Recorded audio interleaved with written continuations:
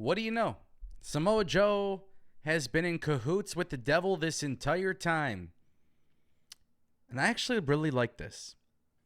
For those who may have missed it on AEW Dynamite, it was MJF in the main event against the Devil's Masked Men for the ROH Tag Team Championship belts. Samoa Joe was attacked prior to the match. The Devil Masked Men end up beating up MJF. They pin MJF. They defeat MJF. They become champions. They start attacking MJF. Samoa Joe comes out to make the save. And then the devil comes up on the screen. Pleasure doing business with you. And sure enough, it was the chair shot heard around the world.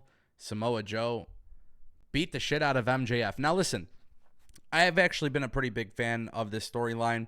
I feel like it may have extended a little too long. But anybody who knows me, if you watch my channels, I've always been a fan of these who did it storylines. I've always been a big fan in particular of, when people get revealed and there's something shocking, right? And I don't know who the devil is going to be. I think there's a lot that could be said. Maybe it's Wardlow. Maybe it's Jack Perry. Maybe it's Britt Baker. Maybe it's Adam Cole.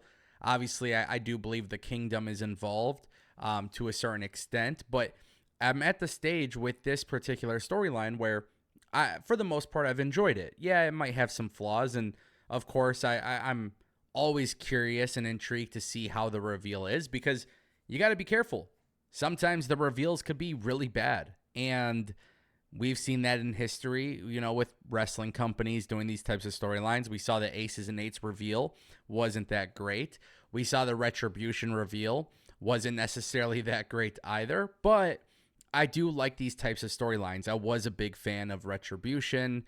I am a pretty big fan of this particular story. So when Samoa Joe gets revealed to be in cahoots with the devil, you have to wonder why.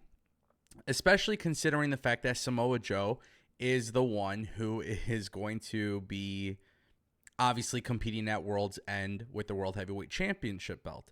And when I see that World's End is going to have this massive pay-per-view main event, I would like to think that whoever the devil is likely going to be the one that goes on to feud with MJF. So, unfortunately, I do believe that MJF will end up defeating Samoa Joe, which, honestly, I'm at the stage where I think I would hope that I'm wrong. Now, if Samoa Joe does lose and the devil gets revealed, and let's say it's Swerve Strickland, let's say it's Adam Cole, let's say it's Britt Baker, Jack Perry, right? Obviously, Britt Baker is not going to be feuding with MJF for the title.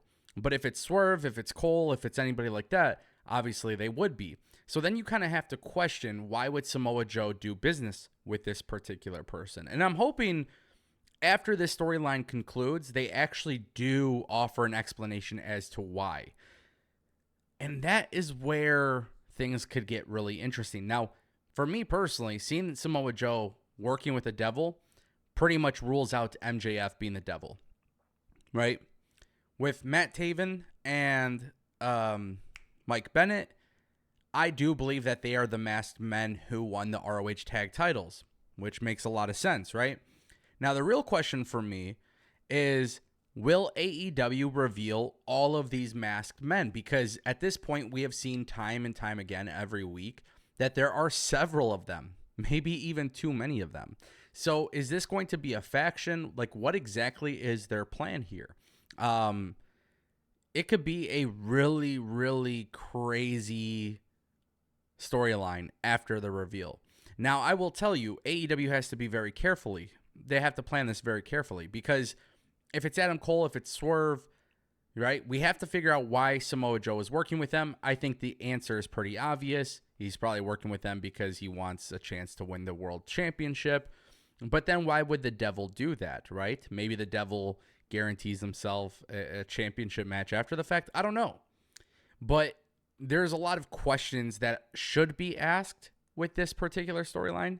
And I do hope that AEW gives us a lot of answers after the reveal. Now, one thing I do want to point out as well, because I do think this part is very interesting, the masked men, obviously not having entrances, not really having ring announcing, nothing like that. Will AEW just simply reveal the devil at the pay-per-view, or will they reveal the entire group?